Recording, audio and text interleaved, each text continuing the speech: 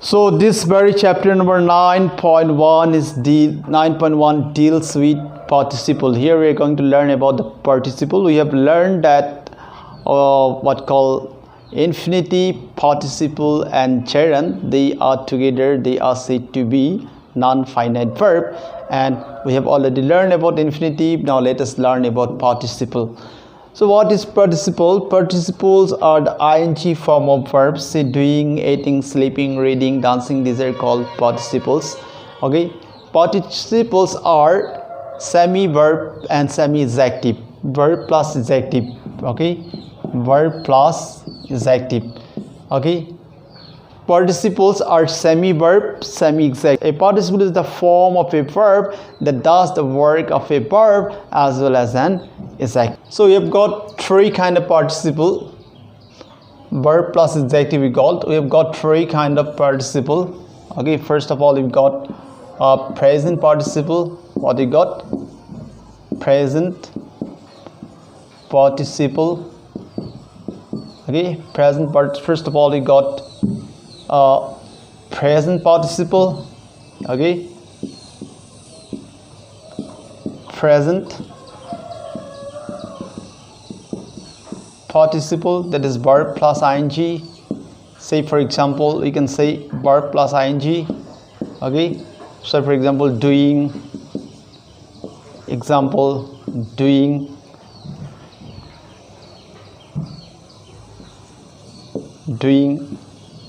going, eating.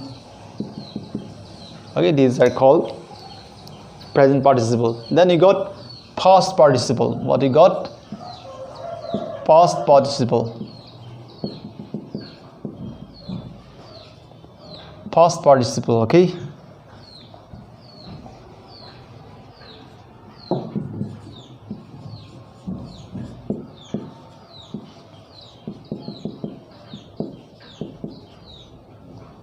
third form of verb. Third form of verb. Say done, gone. Okay, eaten. These are called past participle. Okay, then you got perfect participle. What you got? Perfect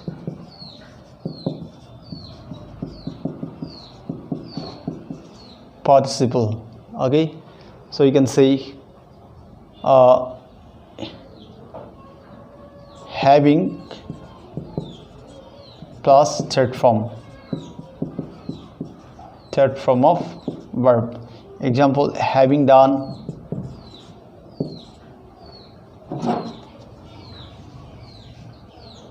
can write having done, having gone, having eaten. Okay, having eaten. These are the examples. So what you learn here, see, you have got three participles are classified as three different participles. One is present participle, then you got past participle, and then you got perfect participle. Okay, present participle is how to write verb plus ing. Say for example do is a verb and suffix ing, so it will become doing, going, eating. These are called present participle. Then past participle, you know, third form of the verb, say like done, gone, eaten. These are called past participle.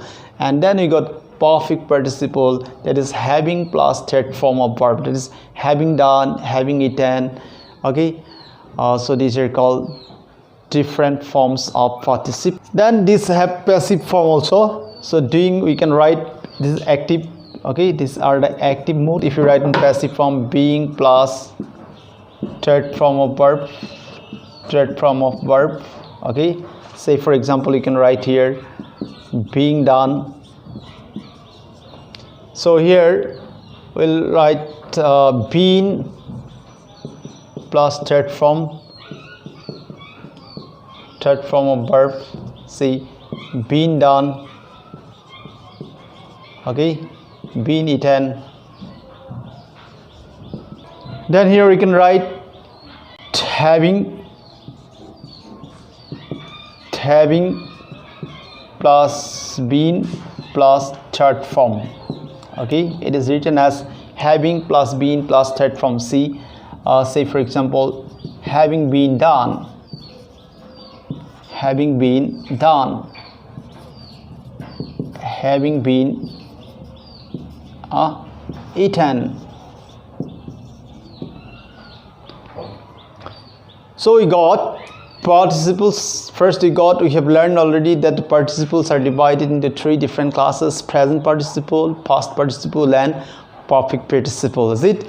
Now this present participle, the formation of present participle is verb plus ing, that means doing, going, eating, and past participle is verb, third form of verb, and perfect participle is having plus third form of verb. Is it? That is in active mode. But when you write in passive mode, doing will be, passive form of doing will be being done. That means being plus third form of verb, being done. Passive form of this done will be being done, and passive form of this having done will be having been done, having been eaten, like this. You write. So that we have learned the construction and formation of what called participles. Now let us proceed to the different uses of participles. Okay, well, children, now let us explore the uses of participle. Okay, uses of participles.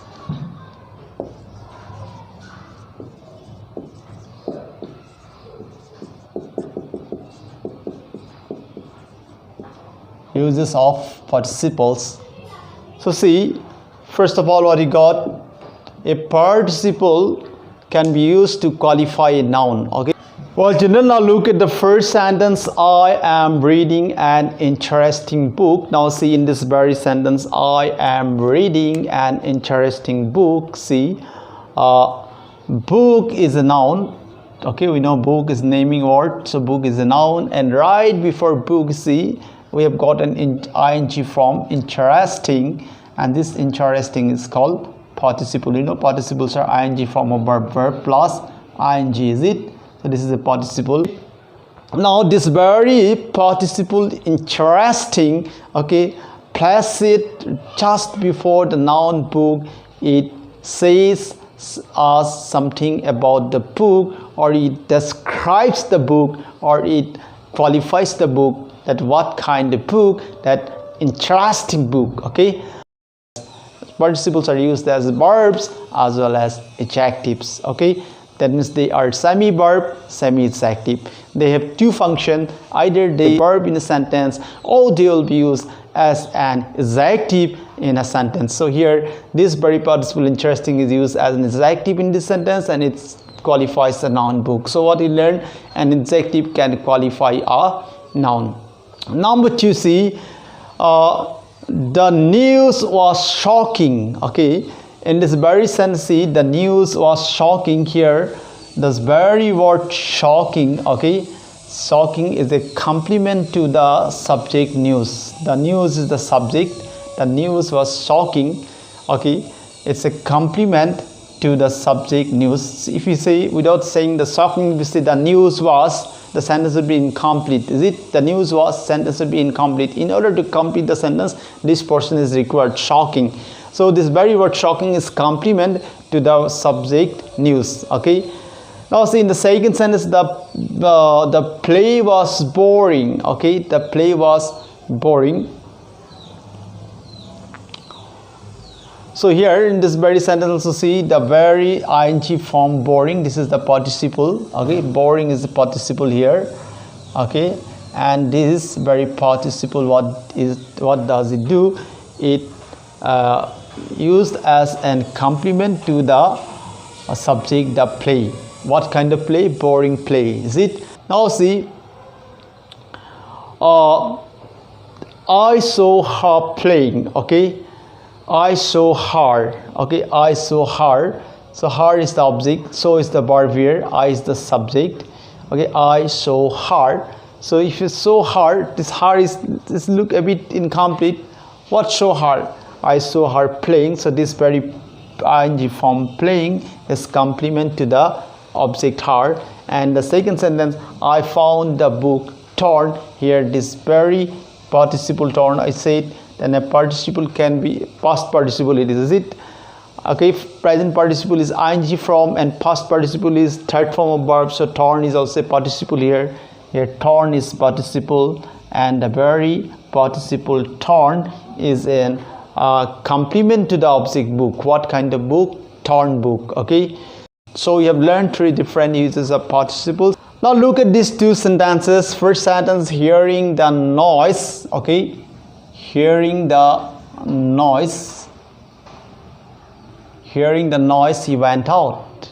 Okay, now see here 2 different actions are performed by the same subject, but one follows another. Okay, so 2 action, one action hearing the noise, another action when going out. So this hearing noise, this action occurred earlier and previously, and then the second action going out occurred. 2 different actions are performed by the same subject he. Okay, and see one action follows another, that the action of going out follows. Okay, the action of going out follows the first action of hearing the noise. Okay, so in this case the first action or the former action can be expressed with the help of participle. So instead of writing when he heard, we could have written this very sentence, when he heard the noise he went out, but instead of writing when he heard the noise, you have written here hearing the noise he went out. Clear? So what we learned, when 2 different actions are occurred or performed by the same, 2 different actions are done or performed by the same subject, and when one action follows the another, the former action can be expressed with the help of participle. That's what we learned from this example. Now the second example, having completed the lesson, the teacher started revision. Here also we are talking about 2 different actions. Is it?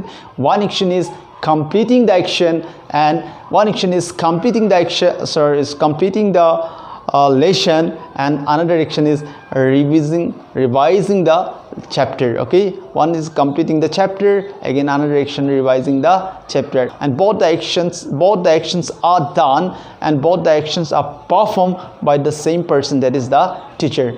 Is it? So one action follows another.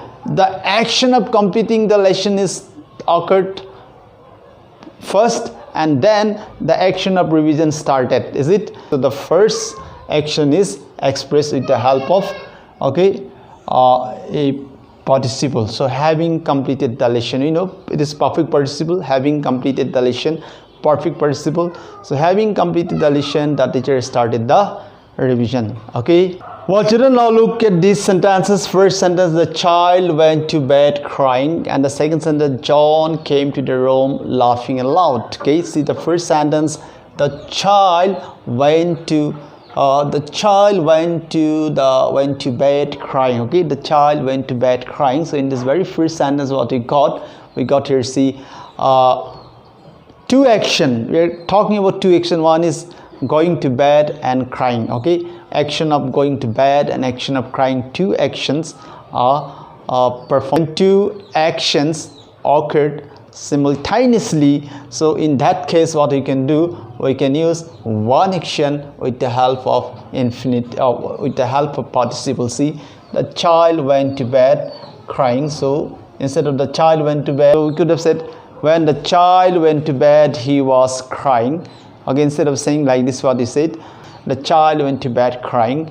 Okay, that means when 2 action occurred simultaneously, in that case, or at the same time, in that case, one action can be expressed with the help of participle. So here see, the child went to bed crying. Okay, now in the second sentence, see, John came to the room laughing aloud. Here also we are talking about 2 different actions. One action is John's coming to the room, another action is John's laughing. Okay, so here also both the action occurred at the same time, so one action can be expressed by participle. So you wrote John came to the room laughing aloud. Okay, also now we have got another one rule, that is participles can be used in place of a clause with noun or pronouns preceding. So in the first sentence, God willing we shall have a good harvest,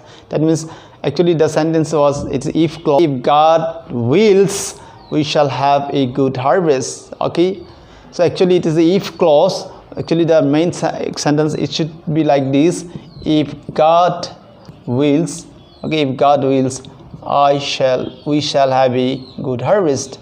We shall have, okay, have a good harvest. Good harvest.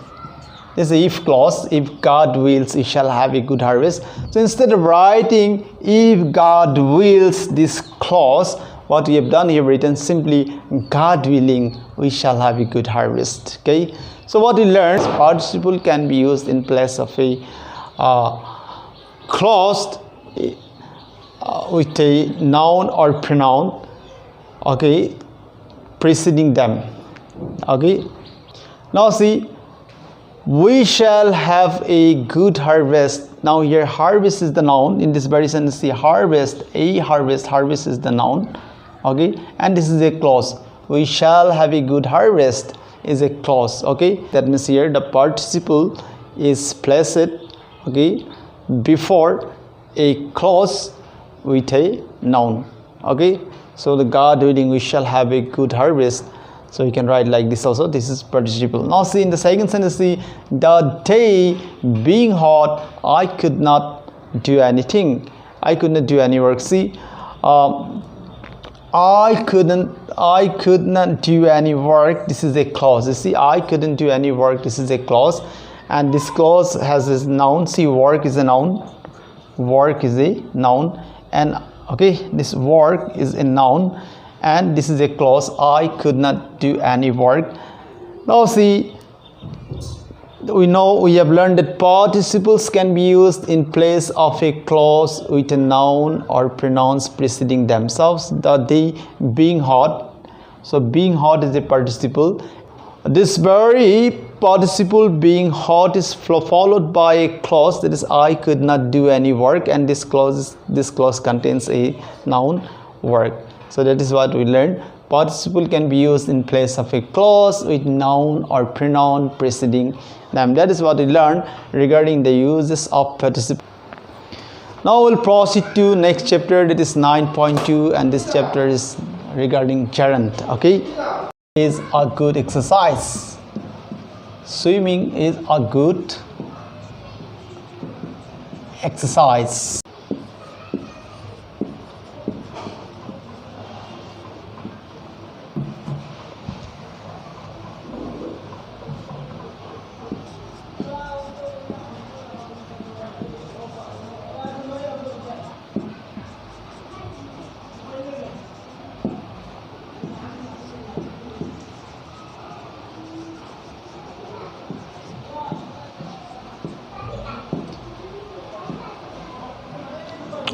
Look at the sentences. Swimming is a good exercise, and he knows the method of teaching. Here is the very word swimming, okay, is a subject of the verb. Subject to the verb is swimming as a good exercise.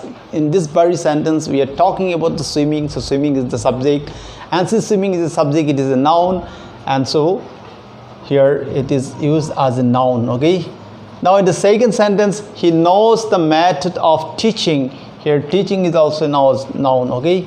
So they are used as a noun in a sentence. So like gerund also you have got present and perfect. You have got two forms to gerund. You have got two kind of gerunds. One is present and one is perfect. One is perfect. Okay, present gerund means verb plus ing, verb plus ing. Okay, and here it will come having plus third form of verb.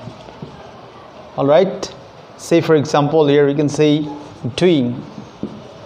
Okay, doing, verb plus ing. Doing is an example of active. In active mode, in active voice, you can write doing, and here you can write having done. Having done. but in passive voice it will become being done. It will become being done, and it will become having been done. Okay, having been done. Okay, so passive voice what will come? Being plus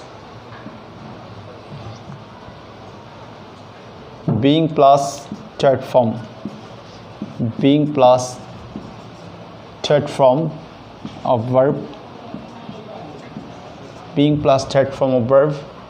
Having plus been. Having plus been, then third form of verb. So being plus third form of verb, so you can say here being done. Okay, being done. Example. Okay, example, doing. Or here you can say having been done. Having been done. These are the construction of gerunds. Okay, gerund also you've got two kinds of gerunds. One is present, one is perfect. Present gerund and perfect gerund. Present gerund is written verb plus ing. Okay, and perfect gerund is having plus third form.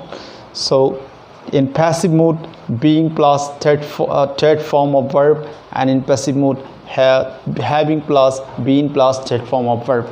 Okay, so we have learned about the formation and construction of gerund. Now uses of gerund.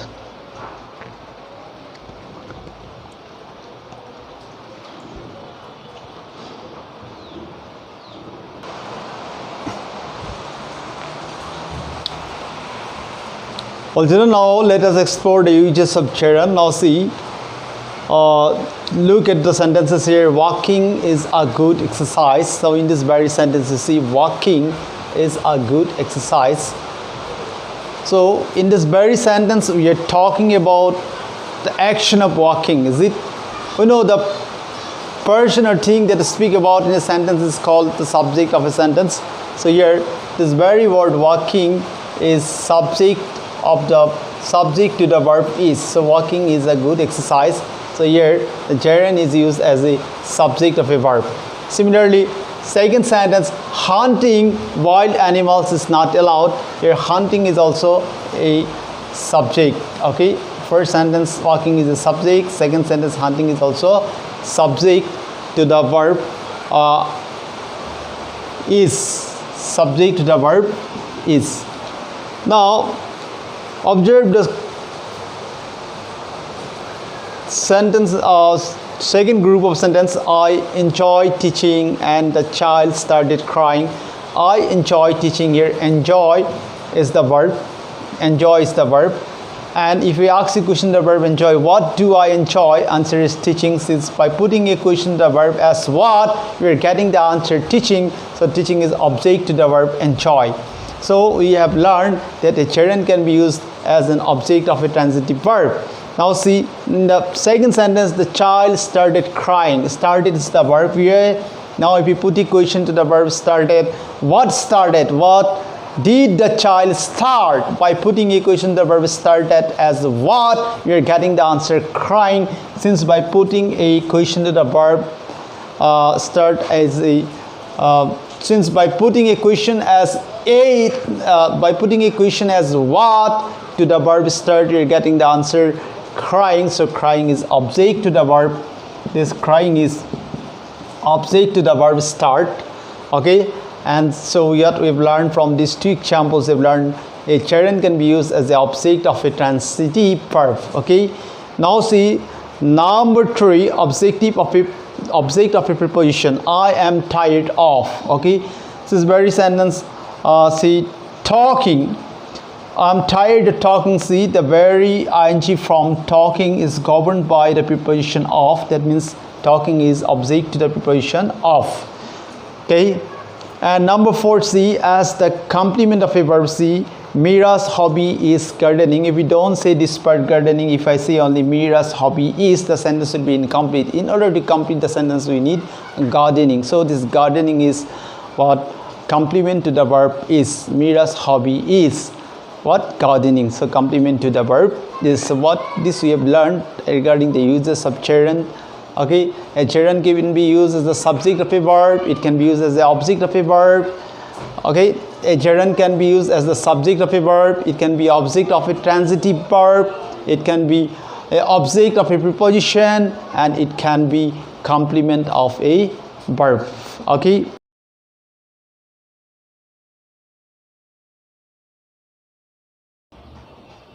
Bye.